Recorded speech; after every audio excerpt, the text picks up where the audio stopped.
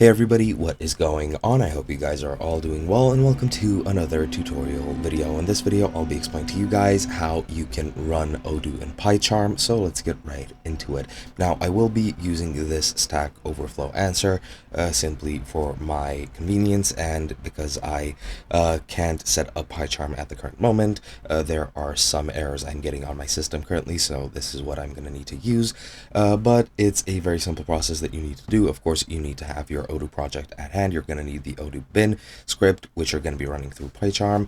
And to actually run it, what you need to do is you need to open up the run or debug configurations menu. Then you're going to need to click on the plus icon in the top right, and then you're going to select the Python option.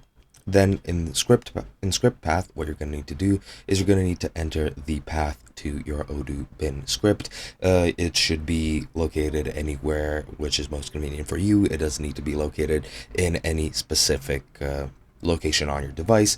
If you're getting any errors, system errors or permission errors, I would recommend you try migrating it to another hard drive.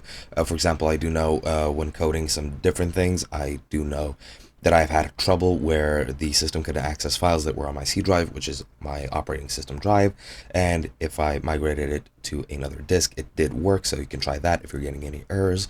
But once you enter the script path, then you're going to need to set the parameters, which are going to be command line options such as --dev, so add any parameters you might need, then click OK, and then just run the configuration you just created, and that should run Odoo in PyCharm very, very easily. And that is pretty much it. Hope you guys enjoyed, and I'll be seeing you guys in another video.